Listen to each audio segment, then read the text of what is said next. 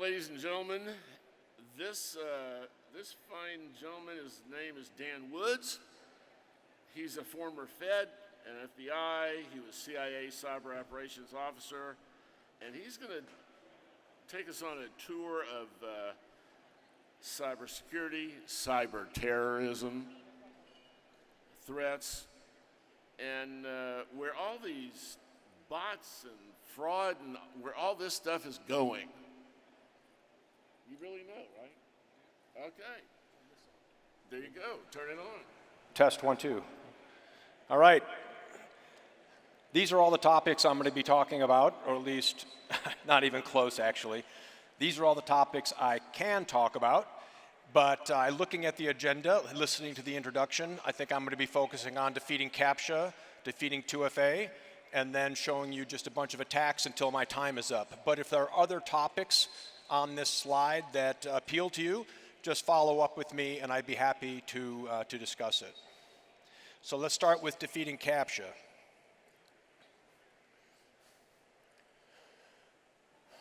All right, this is Google's own online demo of reCAPTCHA. This isn't like a weekend F5 implementation. If you look under the hood, you see this text area ID called gReCAPTCHA response, and this display attribute is set to none.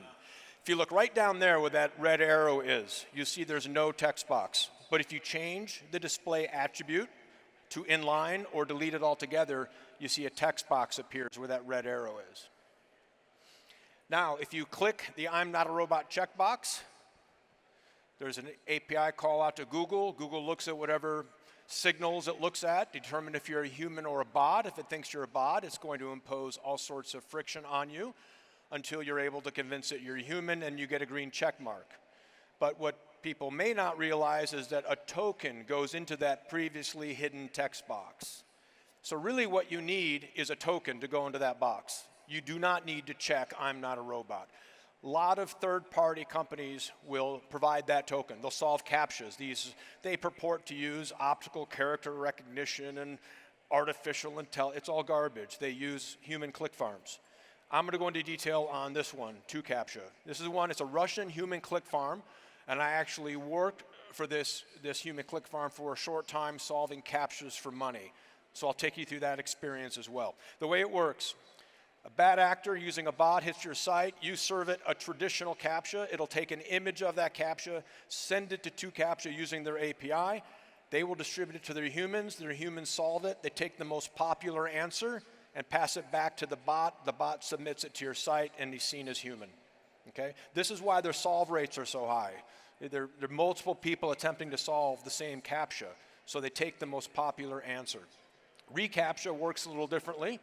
In this case, they'll use the API to tell a human to go to your site, check the box, and these are humans, so they're going to get the green check mark and they're going to get a token. Then they submit the token back to the bot. The bot doesn't need to check this box, simply submits the token to your site and they'll be seen as human. All of this can be done through one IP address, so the fact that it's happening is entirely transparent to your organization. This is me going through training mode at 2CAPTCHA. They present you with a bunch of CAPTCHAs, they time you, make sure you're solving it in time. If you get something wrong, they educate you, tell you how you got it wrong. You have to solve 9 of these CAPTCHAs. And by the way, this happens after you've already completed a bunch of training that helps you to complete CAPTCHAs more efficiently, which frankly I needed. I wasn't very good at solving CAPTCHAs. This is me actually making money now on 2CAPTCHA. This is the actual user experience. This is what the humans see all over the world on their phone or in their browser as they solve CAPTCHAs for money. You can see in the top here, it's hard to see, but I had solved like 19 CAPTCHAs and I hadn't earned 1 penny US yet. It's very exploitative. We wrote a blog about this, about how exploitative it is and how it all works. And the 2CAPTCHA, the company, reached out to me through F5 and said, we object. It is not exploitative. A person can work a 10, 12-hour day and make $3 US. And I thought, you know, you're kind of making my point for me. That's pretty exploitative, $3 US for 12 hours of work. But you can see, you got to solve, there's a timer. You got to solve it in time. If you don't, you're kicked off. not permanently, but they realize you're just not solving CAPTCHAs fast enough, maybe you're distracted, you could get back on and start solving CAPTCHAs again for money. They solve all CAPTCHAs. I can't tell you how many companies have objected and said, oh no, they can't solve our CAPTCHA, or ours are fun. There's fun CAPTCHA. There's all sorts of CAPTCHAs. Humans, think about what the purpose of these are. It's to make sure you're a human. Well, if a bunch of humans are solving it, these are just a speed bump for motivated bots. So here's an example of me checking my gift card balance using 2CAPTCHA. Notice I never check I'm not a robot and I get my balance. I get the token from 2CAPTCHA, click check balance, and there's my balance, $25. Now, what's interesting about this is that is my actual gift card number and access number. I didn't, obfuscate it or redact it or anything. That's it. So that's all you need to steal, and I'll go into this in more detail in a minute, but that's all you need to steal my gift card. And I've been giving this presentation for a while, and I was wondering, how long is it going to take before somebody in my audience steals my $25? And I know the answer now. It took 2 years. In 2 years, somebody stole my $25. And I only present to security professionals, so there is a mole among us. All right, that is how to defeat CAPTCHA. Come on. Now let's talk about how to defeat 2FA. So, at F5, we protect a lot of companies from automated attacks. Many of these companies are telecommunications companies, and we are seeing 90 to 98% of all their login traffic is from malicious bots. Think about that. That's pretty jaw-dropping, frankly. Why are they targeting telcos so aggressively? It's because some telcos, once you log into the account, you have access to your text messages. Some, not all. So if you take over the account, you have access to the 2FA text message. When they don't provide a portal, then they use the PII in the account to social engineer port outs and SIM swaps. One of our telcos shared a story with me that they were dealing with an adversary so patient and sophisticated that they waited until the victim, the legitimate subscriber of the phone they were about to take over, to be on a plane. So he's up at 38,000 feet. He doesn't immediately recognize his phone no longer works. Not until he lands and realizes it doesn't work anymore. And what's the first thing we all think when our phone doesn't work? I know what I think. Frickin' Verizon. That's what I think. We shouldn't think that way. If your phone stops working, you should be thinking, maybe I'm the victim of a port out or a SIM swap, and you should take steps to make sure you're not.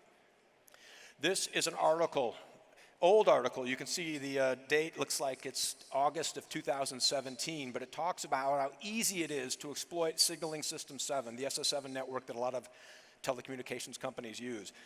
I am not an SS7 expert, but I have friends at CIA who are SS7 experts. So I shared this article with them and I asked, is this understating it, overstating it? What's the situation?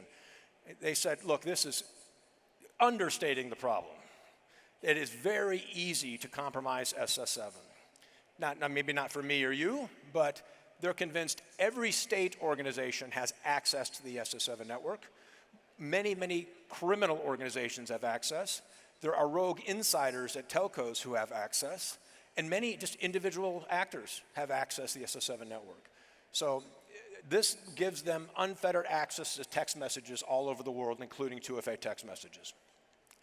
This is a screen grab of an inbox, an email inbox. If you were to take over this email provider, and you would see, where the person invests their money, the hotel they stay at, their favorite airline, maybe their telco, it's reasonable for you to conclude that they likely have online accounts at each of these enterprises.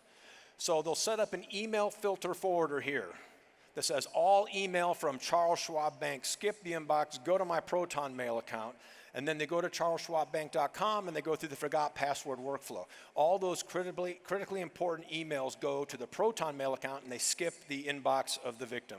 And also, obviously, you get access to 2FA messages that are sent via email. So just like our telcos are under heavy attack, so too are our email providers. We're talking about 80 to 98, 99% of all their traffic is from malicious bots. I use an iPhone, my kids use an iPhone, and I will never let my kids use an Android device. You look on the dark web, there's lots of malware for Android, but very, very few malware for iPhone. And you can see they advertise getting SMS interception. And we've purchased some of these, used them, tested them, they work. They're very positively reviewed, purchased hundreds, thousands of times, and reviewed very positively. So this is a huge problem for defeating 2FA. Here's an insider at a telco selling access to the SS7 network. You see here the fourth line down, you get access to SMS for $10,000 US. It's expensive. Now the good news on this is we've engaged maybe half a dozen of these actors, and most are rippers. They're not legit. They just take your money, say they're trying, say it's not working, they're going to need more money. They're just people ripping off other crooks. But every now and then we come across one who is absolutely legitimate. So it is a threat to be considered.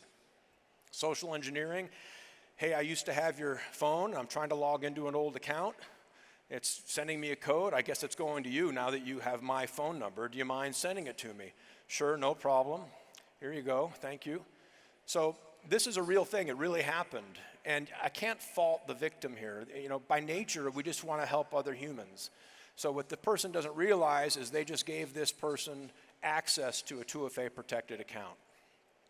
This is a much more serious threat, though. What do you hear the way OTP bots work? It's very, very credible. What you're looking at is the attacker's device. It's blurry because it's screen grab right from the dark web. I'm not a graphic artist person, but you give the OTP bot the name of the bank, the phone number for the bank, and the phone number for the target, and the OTP bot will call the victim from the bank's phone number and then say, hi, this is the bank calling to verify a recent online purchase of a MacBook Pro. If it was authorized, press 1, not press 2. Think about that. I've received these. And I'm going to press 1 or I'm going to press 2 if it's not authorized. So they says, okay, it's not authorized, so in order for us to cancel it, we're going to send you a code. And think about the experience the user is having right now. They get the call, and then they say they're going to get a code, and sure enough, they get a code. Because at that moment, the OTP bot is trying to log into a 2FA protected account. So the person gets a code, enters it in. So right now, the person's owned. It's done, okay? This OTP bot goes a little further, and I think this is alarming. And if I were the bad guy, I wouldn't go this far. Ask for the PIN. That's when I go, wait a minute, what do you need my PIN for? And I think something wrong. But if you had it configured to just ask for the OTP that we just sent, and then called it a success, this would be hugely successful. Now, just like the Android malware, we're seeing these acquired a lot and favorably reviewed. But the punchline is, does it really matter? I can't tell you how many times I talk to a security team and they go, look, we don't have credential stuffing, we have 2FA. That's just not the way it works. This is the same login application, okay? On the left, I'm submitting bad credentials. On the right, I'm submitting good credentials. That difference in server response tells me if the username and password were correct. That's the point of a credential stuffing attack. So we see lots of credential stuffing. Now, be clear, it makes ATO harder. It makes taking over the account harder. But let's say you have 10 million username password pairs. You're going to run it against a 2FA protected endpoint. Maybe you'll walk away with 800 known good usernames and passwords. And then you partner with an insider at a telco, you social engineer, an OTP bot, and now you've got 800 confirmed usernames and passwords and a path to getting their second factor of authentication. So this is, now if you have an implementation with a soft token or a hard token where you're asking for the username, the password, and the code simultaneously, that stops credential stuffing. Because you submit it, you get it back, you say failed login, you don't know if the username and password were correct at all. You don't get that feedback. It's a more expensive type of 2FA to deploy, but if you have that, like many government organizations do, it absolutely does stop credential stuffing. All right. That is how bad actors stop 2FA. Let me start with some actual attacks here. So I talked earlier about telcos. This is the login traffic for one of our telcos. Couple of things off about this doesn't have a day-night pattern. Anytime you're looking at what should be human traffic and it doesn't have a day-night pattern, that's cause for concern. Other thing about this is it peaks at almost 2.5 million logins per hour. This telco has millions of customers, but they should not be logging in at that rate. So something's off. Also, the customers shared with us, they have no idea if their marketing dollars are well spent. They might spend millions of dollars on television commercials, email blasts, and there's just has no measurable impact on this traffic. So this is before we applied our signals, after we applied our signals. Look at the bottom. That's the day-night pattern that you expect to see in human traffic. You don't see that, you've got a problem. No wonder they couldn't tell if their marketing dollars were well spent. It's that tiny sliver of green that was being impacted by marketing dollars, which couldn't be measured in the context of all the other traffic. Now, the CISO at this organization thought roughly 20 to 30% of the traffic was automated. So he was shocked that 98% of it was automated, blown away. In fact, he didn't believe it at first, and it took some convincing. The reason why organizations grossly underestimate the size of the automation is these attacks are coming from tens of thousands, hundreds of thousands, or even millions of IPs now. And why is that? Well, for over a decade, they've been blocked by IP. You hit some rate limit, they block by IP. So they use more and more IPs, fewer and fewer times.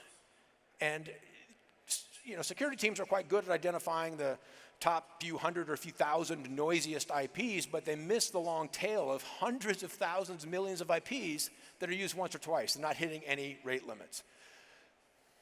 Here's another one. You see some obvious spikes. You think, oh, that's got to be the attack traffic. You apply the signals, and you see, nope, like before, almost all of it's attack traffic. There's a day-night pattern along the bottom. This one came from nearly 1 million IPs in 182 countries. Talk about geographically dispersed. We had a US government customer under an attack like this, and they decided to geofence.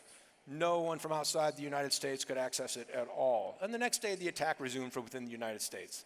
So blocking by IP, autonomous system, region, all these things, they're just very temporary ways to deal with some of these attackers. So here's another one. He has a day-night pattern, even has a drop-off on weekends, which makes sense for this. This is a bank. You apply the signals, and you see the day-night pattern didn't go low enough. Now you have an even cleaner day-night pattern. Everything in red is attack traffic. Everything in blue is a third party. These are your fintechs, your mints, your plaids, your yodelies, your loyalty point aggregators. You would have asked me 10 years ago if these things were going to take off. I'd have said no way. So don't take investment advice from me. I would have said no way. No way is somebody going to just give a third party their username and password to their bank. Boy, was I wrong. These are so much of the login traffic at banks now are from aggregators and retailers, airlines, hotels, because these aggregators don't just aggregate cash; they aggregate loyalty points, frequent flyer miles, because those things have a value. Here's one of the largest attacks we've ever seen. 18.3 million per hour is pretty big, but it's big in volume, but not the biggest relative to the human traffic. We've seen 99.9% of all traffic being malicious bots. This one is like 60%, so it's low relative to the human traffic, but boy, it is. By the way, there won't be time, but this attacker had a coding mistake, which we were able to decipher, and that's a short presentation. So if you're interested in learning about the coding mistake, we could talk afterward. I include this one because here in yellow we're in observation mode. We're flagging the attack and passing it to origin, and then we go into mitigation mode. That tiny little sliver of red, you see that tiny little sliver of red right here. That's us going into mitigation mode, and you see the attacker gave up right away. That tells us something about the attacker. They're paying attention. Other times we'll go into mitigation mode, and it'll go weeks continuing to launch their attack. They have no idea they're being mitigated, and that's smart. You want to mitigate in a way that minimizes the likelihood the attacker is going to notice, because as soon as they notice, it incentivizes retools. So then you can see what they do is they come back and they launch a massive attack. This is a very common tactic because, during the mitigation mode and the massive attack, they're changing their IPs, they're coming from different regions of the world, they're different autonomous systems. They're doing all the things they think they're being mitigated, and they weren't. They were being mitigated because of what we call a header fingerprint. They just didn't change their header fingerprint. And we don't have time to go over those, but that's one of our signals we use to identify attackers. But this was an attempt to tip over the countermeasure. It's a very common thing we see with attackers. Here's another one. You got to really zoom in to see the human traffic. All right, so these are all credential stuffing attacks on login. All right, they take tens of millions, hundreds of millions, or even billions of username password pairs, try them programmatically against every other login form. I'm sure all of you are familiar with these. What you might not be familiar with is the success rate we're seeing, 0.1 to 3%. So when they're trying tens of millions, hundreds of millions of billions, they're taking over an awful lot of accounts. All right, so we covered login. But what I wanted to emphasize is it isn't just login that is targeted. Virtually every public-facing application is targeted. So I'm going to go over a few of these. Print, return label, and create account. I'm going to talk about why do some attackers launch automation against these two applications. Here's a video of a woman stealing an item worth $100. Okay? She walks out. Years ago when I was a beat cop, if she wanted to monetize that, she'd have to sell it on the street and get maybe 10 or 20 bucks for it. With online accounts, she can go and create an online account in a fake name, and then she could package it up and ship it to the return center, claiming she got it as a gift, and she will get store credit for $100. And then she could sell that store credit for about $90. So this is an incentive for one person to create one fake account. This is why a criminal organization would use automation against the create account endpoint and print return label endpoint. They're stealing thousands and thousands and thousands of items by taking entire containers.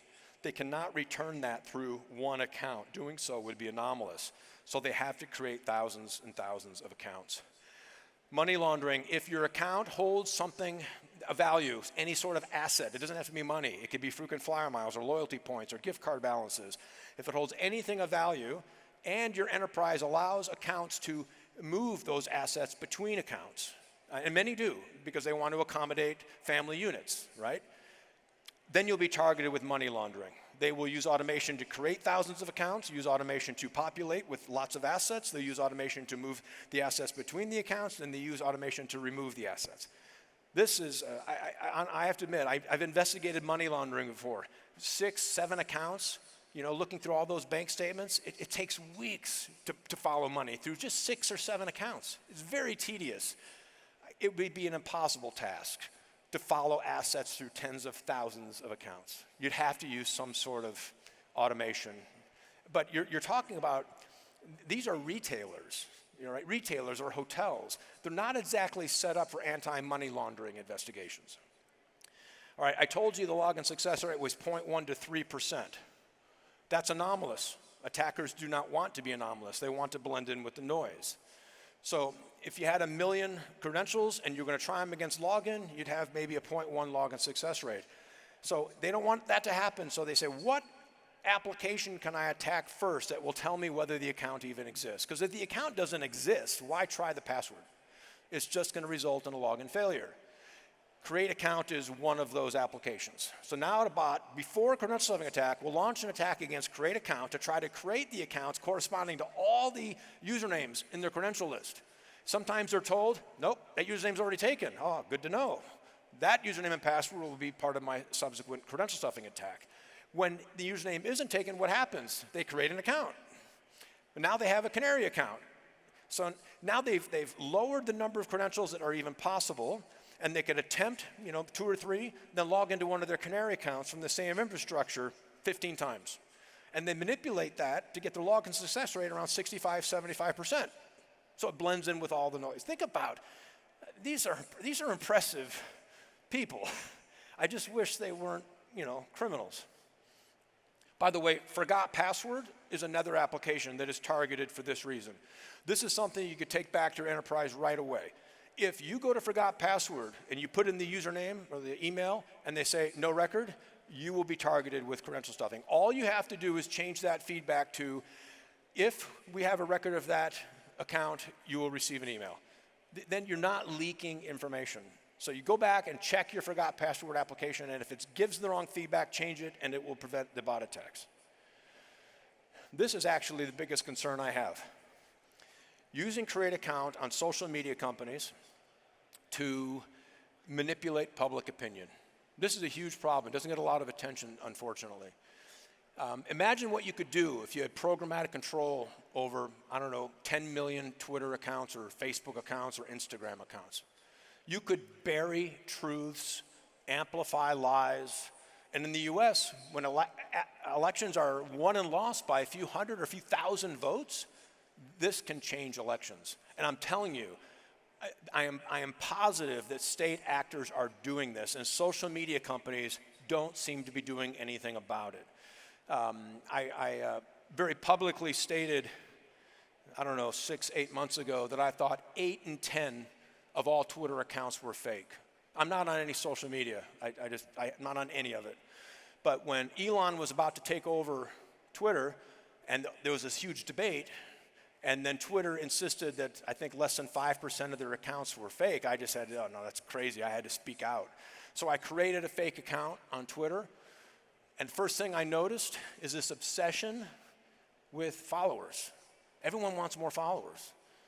I was shocked. I guess the more followers you have, the more important you are. I don't know. But then I checked, and there's a marketplace where you could buy followers. You could buy them. So I took my fake account, and I paid less than $1,000 US, and my fake account gained 102,000 followers. I was very popular. They were obviously fake, obviously. And Twitter just let them exist on the platform. Other accounts, other followers I paid a premium for. They didn't look fake. They looked real because they're a little bit more expensive. They're what's called sticky followers. Since Elon took over, my 103,000 Twitter followers down to 9,000. Okay, 9,000. And the 9,000 are left are the ones I paid a premium for, the sticky followers. So since Elon took over, he's had a huge impact on the fake accounts and bots, but he has a ways to go because he's only getting the low-hanging fruit. Gaming loyalty programs. Many organizations, in fact, I've probably presented to most of these organizations, and the first thing they do is look for their organization.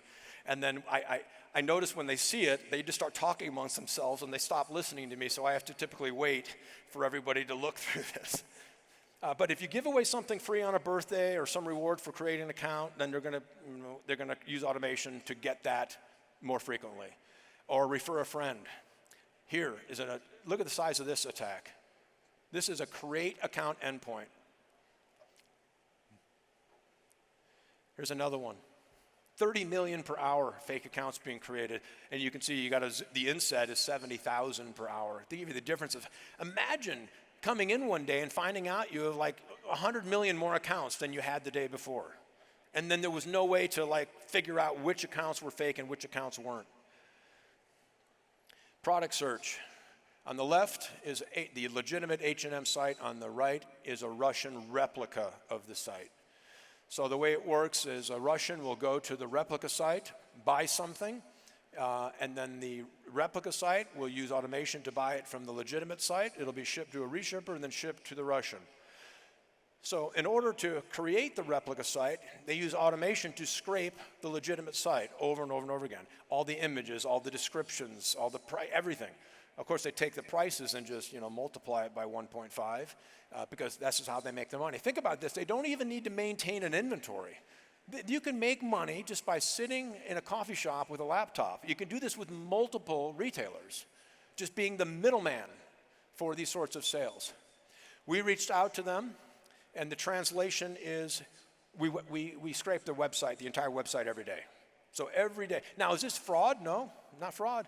But there's a cost associated with it. All this automation, all this scraping. I want to double click on this because so many times we'll go in, there's 98% automation, but the CISO is like, yeah, but our fraud is under 10 million, so we're okay. And we're thinking, no, you're not thinking about this the right way. It isn't just fraud.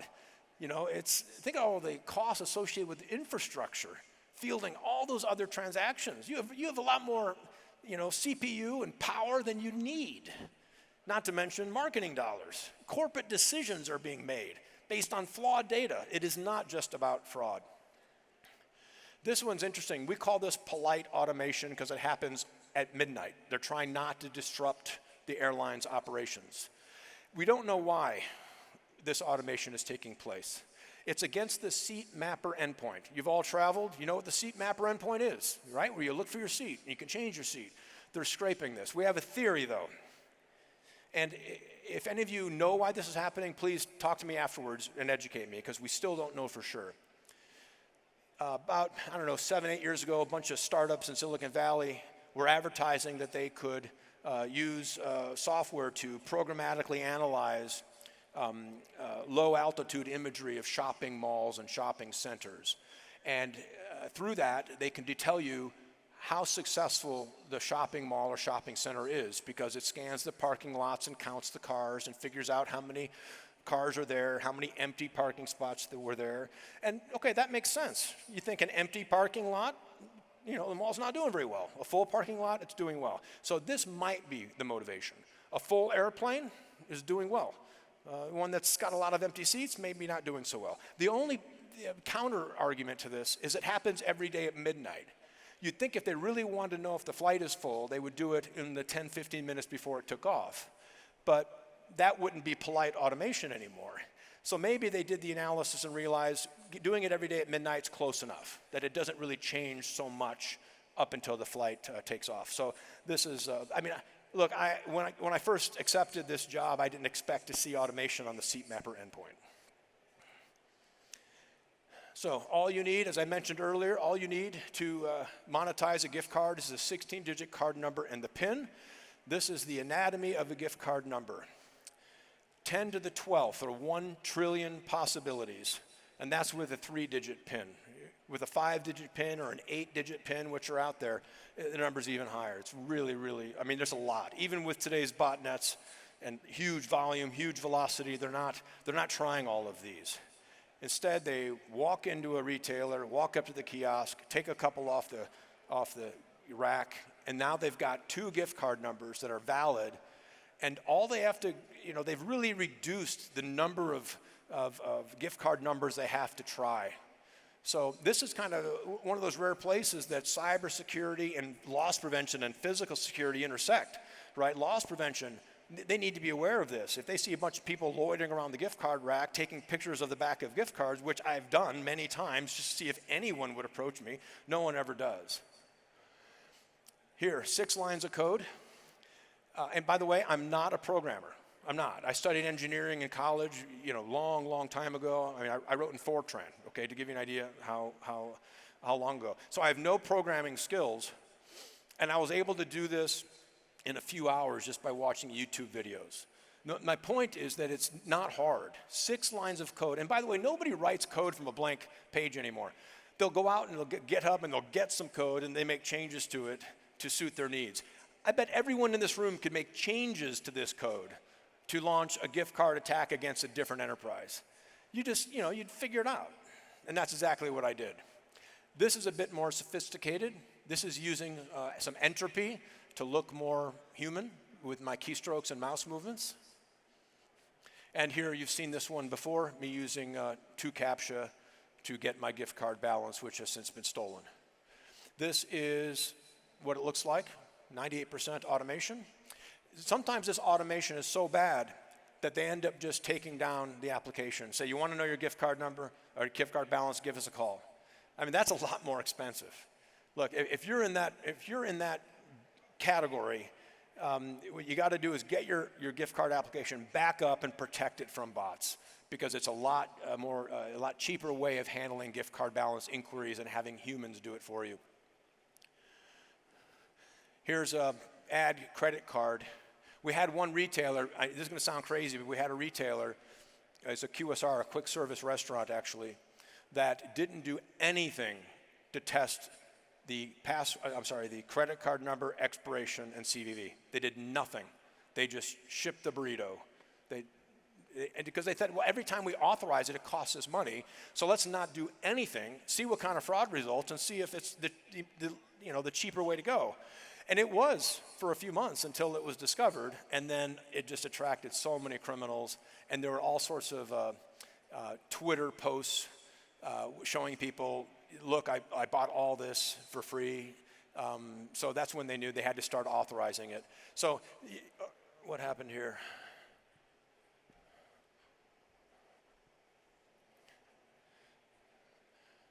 All right, so in yellow, we're flagging it. In red, we go into mitigation mode, and that is automation against that form, where they add the card number, expiration date, and the CVV, just to see. You know, years ago, the way you do this is you go up to a gas pump and you put it in and see if you were free to pump your gas. If you were free to pump your gas, the card was good because it authorized $1. If you weren't free, it was already reported stolen. All right, doing okay on time. Forgot username and password. This is what I told you about before. Check this feedback on your application to make sure you're not leaking information. Look, I don't have any interest in knowing where, you know, all the insurance agents are, or doctors, or, you know, retail offices. I don't have any interest in that, but there are third parties who will just scrape that information. Find a doctor, find a consultant, find an agent, whatever it is. And they figure out, you know, like in a doctor's case, what they specialize in, their phone number, the contact information, where they went to school, the reviews. And they do this across all the insurance companies, and now they've got a valuable database of doctors in every zip code. Again, not fraud, but there are costs associated with this sort of automation. You ever use any of these applications to get car insurance or life insurance? You might go to one of these aggregators, you put in information. What they do with that information is go out to dozens of others and automatically scrape all this information. And by the way, this is good automation. Insurance companies like this, and their travel ones too, I'll cover in a second. This creates business for these insurance companies, but there are costs associated with it. And here's one problem with it. We had an auto insurance company that at a certain point through the workflow, when you enter in the driver, the age, your driving history, the type of car, at a certain point, it kicked off a sales lead internally. So now you've got thousands of salespeople following leads that are bogus. Think about the costs associated with that, not to mention the frustration that it causes some of the salespeople. So a lot of bogus leads. And here's an example. You know, I've shown you a lot of attacks that are big and scary in volume and velocity. Look how small this is. Socks aren't going to pick this up. It's tiny. You barely notice this. But it generated 5,600 fake leads in the organization, so there was a significant cost associated with it. All right, so another type of aggregator, you just say you want to go to Rome for vacation. It's going to ask you for the dates and the cities and whether you want a rental car, and it's going to go out and it's going to scrape all these companies and then give you a bunch of choices. And again, this is good automation. The hotels, the airlines, they like this automation. They don't want it mitigated. The problem, though, is if you've ever gone to reserve a hotel, you pick the city, you pick the dates, you pick the room. At that point, your room is locked. That inventory is held for you to give you a chance to go and find your credit card, right? And that's how you keep the same room for being rented by multiple people. So when scrapers do this, they end up locking the entire inventory. So this is an example of really good automation causing a significant problem.